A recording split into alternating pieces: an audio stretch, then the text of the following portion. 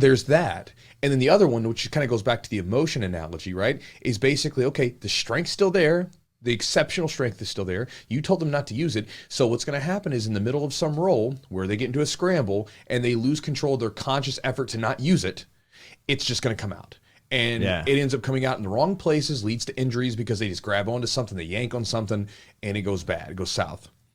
And so neither one of those scenarios is ideal. You're either hindering someone's progress or you're not preparing someone to use this weapon. It's like the X-Men or something. It's like having this, like, you know, Professor X. He doesn't go up to the mutant that has a power and says, hey, don't use your power. Yeah. He's like, no, here's how we're going to use the power to the greater good. Sure. Right? It's that kind of thing. Yeah. And so it's the same thing. If you're going to use strength's a valuable tool. It's really, really useful in jiu-jitsu, but it's about using it at the right times in a technical fashion so that you don't burn out energy, so you don't injure people, that sort of thing. And also practicing some discernment when you use it, basically saying, okay, listen, I've got this power, this exceptional strength, and I have the ability to ramp it up or ramp it down depending on the situation that's called for, right? And, you know, if I'm going with, like, for instance, me, I'm not a small guy, but I'm not a monstrous guy. I'm like somewhere in the above average size, right? I'm like 210 pounds now. Mm-hmm.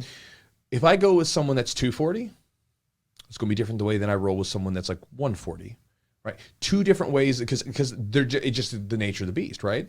I'm not going to roll with someone, one of my 130 pound students, and put that full, like, rip their face off squeeze that I know a 230 pound man's frame can withstand, right? So I have to practice some discernment. No, I'll still use strength on some things, but just sometimes maybe not as much. You know, now if I'm rolling with a guy who's better than me and is a bit smaller, I might use a little extra because I have to catch up for the skill difference.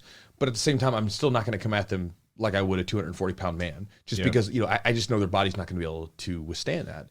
And again, that's just being able to turn the dial down for the situation, right? So if you're listening to music, right? Let's say if you're getting ready to go to work, I like to work in my office to some music playing in the background, right?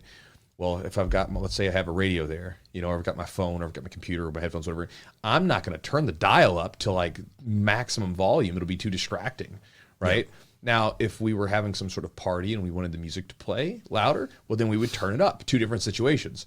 And so strength is a valuable tool, as we all know, and we shouldn't tell people not to use it, right? What we should say is, here's a better way to use it. Here's a better, proper way to use it. And I think that anytime you decide to criticize someone for, quote, using too much strength, I think you first need to, like, take a step back and saying, am I saying this because I'm frustrated that I just got beaten by what we would consider with jiu-jitsu as not technical means?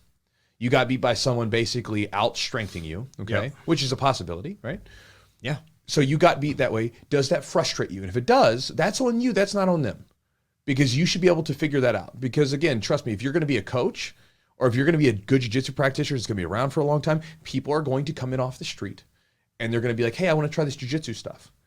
And they're going to be big and they're going to be strong. It's going to be all strength. And they're going to be all strength. And if you don't have a way to deal with it, then that's an issue on your end, right? Also, if you have someone, let's say if you leave the gym and you get into some altercation on the street, you can't ask someone, say, hey, hold on a second. I know that you're trying to, like, beat the tar out of me and throw me onto concrete, you know, because this is a street fight. Could you just not use so much strength? That's not a very technical way. No, you got to deal with it. And again, I'm not saying to do so within the means of being injured, because there are times where, you know, injuries and stuff like that. And if you're, you know, a bit older, or if you're a bit smaller and you have a person that's like hell on wheels and they're like literally just flopping everywhere, injuring people, totally understand that. That's a risk of injury.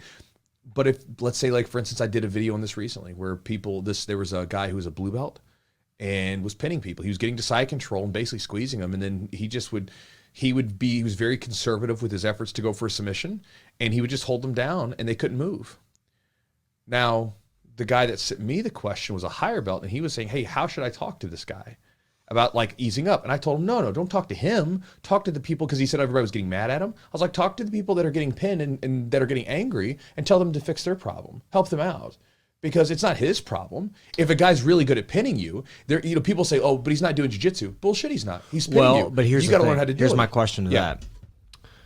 If that's all you do, and you're a guy or a girl or whoever that's really good at that specific movement technique, and that's all you do, right? coming at it from a way of like, hey, let's improve your game, or maybe the evolution of their game is going to be staggered. Of course it will, 100%. But right now, the more pressing issue in my eyes is you can't escape.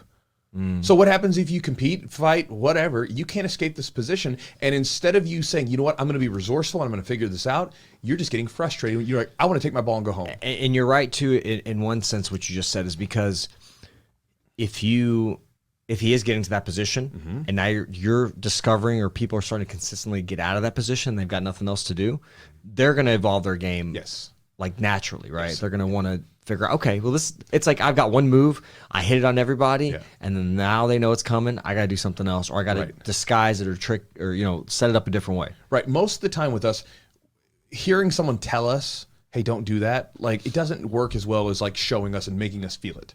Right? Yeah. Oh, yeah. So you could say something, hey, man, stop doing that thing that you're doing that's working. Like, why? It's hard to say that. Yeah, it's hard to say that. So say, no, but listen, like you could go up to the person and say, hey, listen, you're using this right now and it's working, and you know what, keep doing it, but I'm just going to let you know they're eventually going to escape out of this, and when they do, you got to start opening your game up, and you got to start going for submissions more, letting them know ahead of time, because you know it's going to happen. But on the other end, like you said, the more pressing issue is that the other side of it, they're bitching out. And I'm not trying to be mean to people. It's just one of those things where, I mean, again, jiu-jitsu is about being uncomfortable. It's about being comfortable with uncomfortable situations at its core. It's one of the first things we have to do. You come in and you're getting smashed by someone. It's uncomfortable, and you learn how to become comfortable with it.